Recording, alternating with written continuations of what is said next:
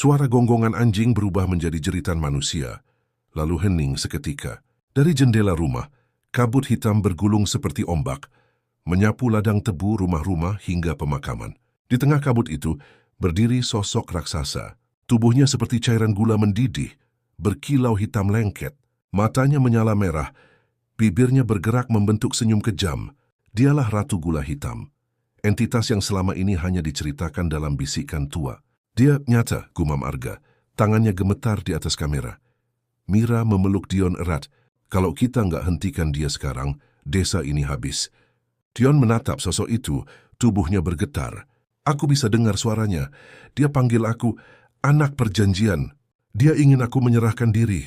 Terus tiba-tiba, jeritan warga terdengar dari luar. Seorang ibu berlari sambil menggendong anaknya, tapi kabut menyelimuti tubuh mereka. Dalam sekejap, keduanya berubah menjadi patung gula hitam, lalu hancur jadi debu. Mira menjerit. Kita nggak bisa biarin semua orang mati begini. Arga mengangguk cepat. Kalau benar dia sudah bangkit, kita harus serang sumbernya langsung. Kalau tidak, kabut ini akan menelan dunia. Mereka bertiga keluar rumah. Udara terasa kental, seperti menghirup asap gula terbakar. Setiap langkah di tanah menimbulkan suara lengket, seakan bumi pun sudah berubah jadi gula hitam. Ratu Gula Hitam menunduk, suaranya menggelegar. Darah kalian membangunkanku. Dunia ini akan manis dalam penderitaan abadi. Tunduklah, atau ikut menjadi gula. Arga berteriak, mencoba menutupi rasa takut. Kami nggak akan biarkanmu ambil desa ini. Kutukan ini harus berakhir.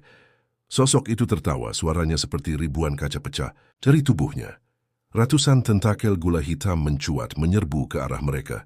Mira menarik Dion. Mereka menghindar, tapi beberapa warga tersambar. Tubuh mereka seketika meleleh, menyatu dengan tanah. Arga membuka kitab lusuh Belanda yang mereka bawa. Di salah satu halaman, ada simbol berbentuk matahari terbalik dengan catatan, api suci adalah racun bagi gula. Arga menjerit, kita butuh api. Api bisa melemahkannya. Mira menoleh panik. Tapi dari mana kita bisa dapat api sebesar itu? Dion menatap sekeliling, lalu menunjuk ke kilang tua di ujung desa tempat penyimpanan alkohol tebu. Di sana, kalau kita bisa nyalakan gudang alkohol itu, mungkin cukup kuat. Harga mengangguk. Kalau begitu, kita harus memancing dia ke sana. Mereka berlari menuju kilang tua. Tentakel gula hitam mengejar, menghancurkan rumah-rumah di belakang mereka. Saat hampir sampai, Dion tiba-tiba jatuh tersungkur. Simbol di tangannya kembali bersinar. Tubuhnya gemetar. Mira menjerit memegangi tubuhnya. Dion, jangan sekarang. Dion membuka mata separuhnya hitam. Suaranya bercampur dengan gema. Aku bisa menahannya, tapi aku harus dekat dengan dia. Kalau tidak, aku akan benar-benar hilang. Arga menggertakkan gigi. Kalau begitu, kita harus percepat rencana. Mira, kau nyalakan gudang. Aku akan rekam semuanya. Kalau kita gagal, dunia harus tahu apa yang terjadi di sini. Ratu Gula Hitam bergerak mendekat. Setiap langkahnya membuat tanah retak, mengeluarkan cairan hitam yang mendidih. Ia mengangkat tangannya, membentuk bola gula cair raksasa lalu melemparkannya. Bola itu menghantam tanah, meledak, menciptakan kawah penuh cairan pekat yang menelan rumah-rumah. Harga menjerit, cepat Mira. Mira berlari ke dalam gudang. Tangannya gemetar saat mencari korek api tua yang disimpan di sana. Sementara itu, Dion berdiri di luar menatap sosok raksasa itu dengan mata penuh tekad. Kalau kau mau tubuhku, kau harus lawan aku dulu. Dan tentakel-tentakel meluncur ke arah Dion. Ia terhuyung, tapi tubuhnya dipenuhi cahaya merah samar. Simbol di tangannya bercahaya, menciptakan perisai tipis yang menahan serangan. Ratu Gula Hitam meraung marah. Kau hanyalah wadah, jangan berani melawanku. Dion berteriak, suaranya pecah. Aku bukan wadah, aku manusia. Aku hidup. Arga menyorot kamera ke arah pertempuran itu, matanya berkaca-kaca. Dion, bertahanlah. Mira akhirnya menemukan korek api.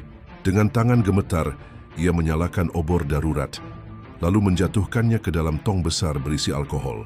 Dion, Arga, keluar sekarang. Ledakan besar terjadi. Api menjalar cepat, melahap gudang. Suara menggelegar memenuhi udara, dan kilatan api menyapu tubuh Ratu Gula Hitam. Sosok raksasa itu meraung. Tubuhnya mencair sebagian. Tentakel-tentakelnya terbakar, meleleh jadi cairan hitam yang mendesis. Mira menutupi wajahnya dari panas berteriak, "Berhasil! Kita berhasil!" Namun senyum di wajah Arga segera hilang. Tubuh Ratu Gula Hitam memang terbakar, tapi dari cairan yang meleleh muncul sosok baru. Lebih padat, lebih besar, dan matanya lebih merah menyala. Arga berbisik ngeri. Astaga, dia berubah. Api nggak membunuhnya, dia justru makin kuat. Mira memeluk Dion erat. "Kalau begitu, apa lagi yang bisa kita lakukan?" Dion menatap simbol di tangannya, lalu ke arah Mira. Air matanya jatuh. "Mungkin satu-satunya cara adalah aku benar-benar menyerahkan diri." Mira menjerit, "Tidak, aku nggak mau kau mati. Kita sudah terlalu jauh." Ratu Gula Hitam melangkah maju, suaranya menggema seperti guntur. Tidak ada jalan lain. Salah satu dari kalian harus jadi gula selamanya. Api dari gudang masih membakar, tapi bayangan raksasa itu tetap berdiri, menutupi cahaya langit. Arga menatap kamera di tangannya. Rekaman ini bukan lagi sekadar dokumentasi. Ini mungkin akan jadi pesan terakhir untuk dunia. Ia berbisik pelan. "Kalau kami gagal di sini, semoga ada yang menemukan cerita ini. Dan semoga ada yang bisa menghentikannya." Kabut semakin tebal menelan mereka. Suara tawa Ratu Gula Hitam memenuhi udara. Pertempuran besar baru saja dimulai.